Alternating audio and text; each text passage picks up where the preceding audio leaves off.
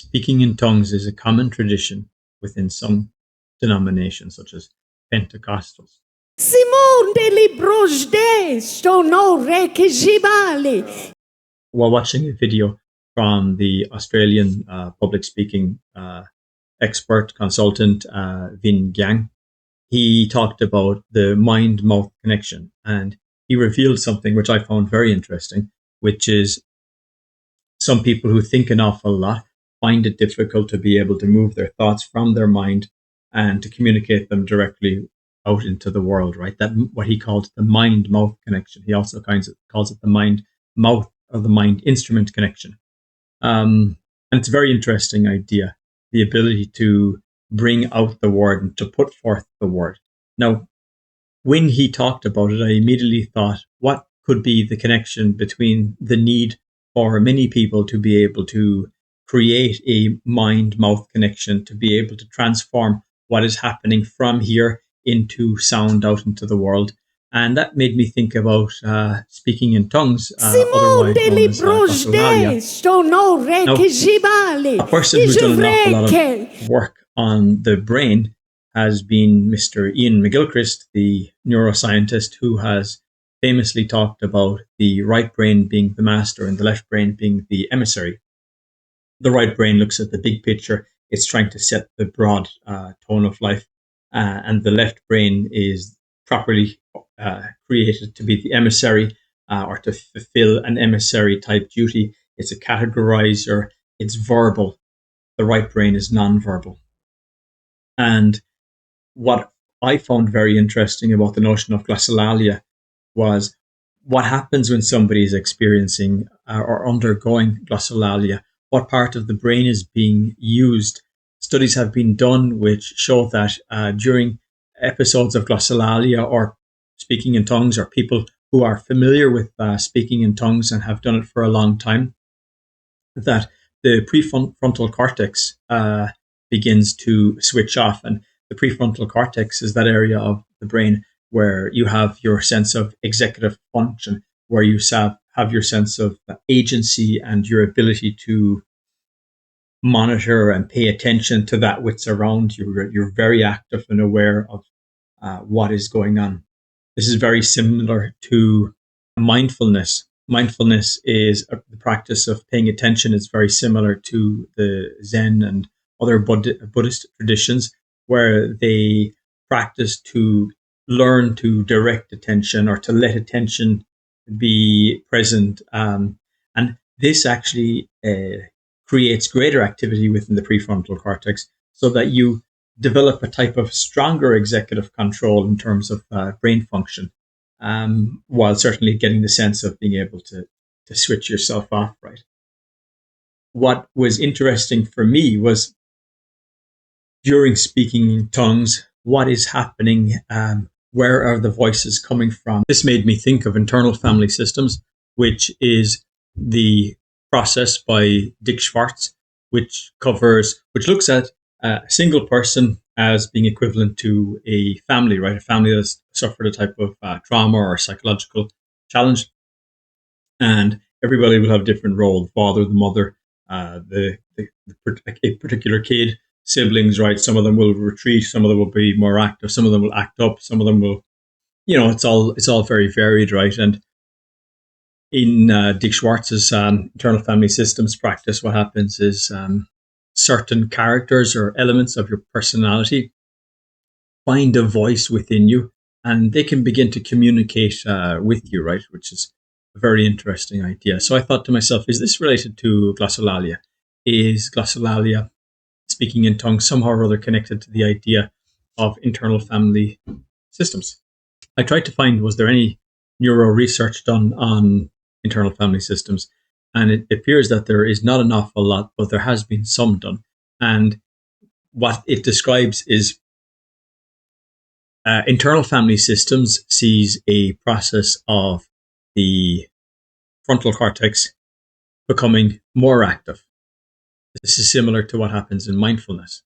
The Buddhist and the Zen tradition practice mindfulness is based effectively on Zen, right, and other Buddhist trainings.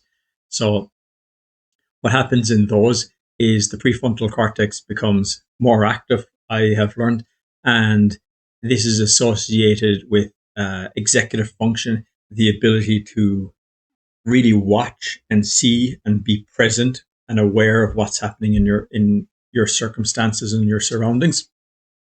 So that was interesting, right? Is that what was happening in speaking in tongues?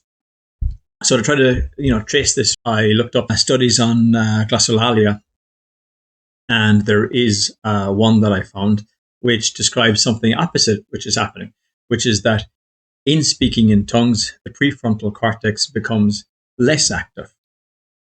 Your sense of agency becomes less. There is no agency. And as you practice that, it begins to rewire that part of your brain, laying down new gray matter, rebuilding the structure of your brain. Just as mindfulness can equally restructure your brain and change it, so too does the practice of speaking in tongues. So this invites a number of questions. Why is it that culturally we're somewhat okay with the idea of mindfulness, right, which is rewiring the structure of our brain? But culturally, dominant culture in the West at the moment, to speak in tongues, a practice which I do not do, right, but I find intriguing within the context that I'm talking about, particularly. Why is it that we look at speaking in tongues and think this is absolutely nonsensical and barbaric, but we're perfectly okay with mindfulness, rewiring our brain, but we don't like speaking in tongues, that process of rewiring our brain? We like mindfulness as a top-down approach to seeing how we participate in the world, to be able to really settle in and have a deep sense of what's going around us. But we don't like the sense of losing control that speaking in tongues have, which I have seen described as a bottom-up interaction with the world. And I wonder, does glossolalia have a pattern of interacting with the right brain? So when you're speaking in tongues, when you're losing all the categories, are you actually starting to dip into elements of the unconscious mind? Are you beginning to experience and draw forth from your right hemisphere ways of looking at the world, ways of linking into the right hemisphere that typically we don't practice in? Now, I haven't seen Ian McGilchrist discussing or writing about speaking in tongues, so I would be interested to find out what he talks about in that regard, if he ever does so. The readings I have done in terms of the effects of speaking in tongues on brain activity seems to indicate that yes, there is somewhat slightly more right brain activity than left brain activity, but what this means, I have no real idea, right? It's just a small bit here and a bit less there. Significant or not, I have no clue. But the question is interesting in my mind. It's worth actually thinking about. And I think we have to question, what does speaking in tongues actually mean in terms of brain activity, right? And mindfulness in terms of brain activity. It seems to me that there's a tendency in the Western world to say, well, clearly what's happening is neurologically the brain is doing this, and here the brain is doing that. But to my mind, how else can one experience the world other than through the instrument that one has been provided? So clearly the brain will be doing X in one scenario and Y in the other scenario. I feel that doesn't quite get to the full depth of the phenomenon. And it fascinates me that through practice like speaking in tongues, you can effectively rewire your brain to have a different sense of your own agency. Is there a time in human history where maybe pre some axial revolution, this type of sense of the world was dominant? And that later, what happened as we became more individualized, as we became more atomized, that we found it more necessary to have a practice like Zen and meditation, which only is a new practice, about 2,600 years since Gautama Buddha started to really set that practice on fire. So perhaps our longing for mindfulness is rooted in something deeper. Perhaps it's grounded in a sense of being caught up in hyperactive mind, right? So that's to me is very interesting, and I am curious about speaking in tongues, and yeah, who knows? Maybe I'll give it a go. Vin Gyang had a exercise which was to build a mind mouth connection, and he said use a random word generator, and that will give you a seed, and from that seed you begin to ramble.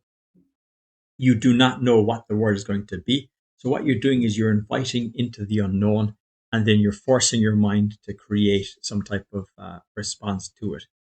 Um, yeah, what happens if you do mind mouth but through glossolalia? What type of creative processes do you get? And if you genuinely do it without seeking to force it, without self consciously going, well, I'm now speaking, therefore it must be a message from, the higher spirit. It has to have a deeper meaning. It's functionally a reflection of my engagement with the transcendence, the transcendent. What happens if you just do it? And in the doing it, you develop a new capacity to look at the world, a slightly different perspective, a slightly different sense of agency. Does that require you to throw a conditioned sense of rationalism a bit further away from you? Does that open you up to looking at the world in a beginner's mind?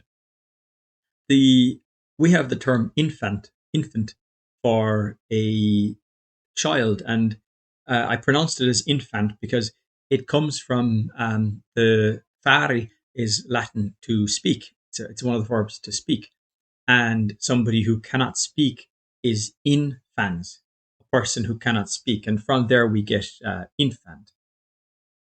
Equally in Zen, we have the concept of, as D.T. Suzuki said, beginner's mind, right? A childlike mind. Return to a childlike mind was one of the things that D.T. Suzuki, the man who brought Zen to America, explained. And to do that is to have an infant mind. Well, is speaking in tongues part of that process of returning to an infant mind? What can flow out from glossolalia? That question is becoming more interesting to me.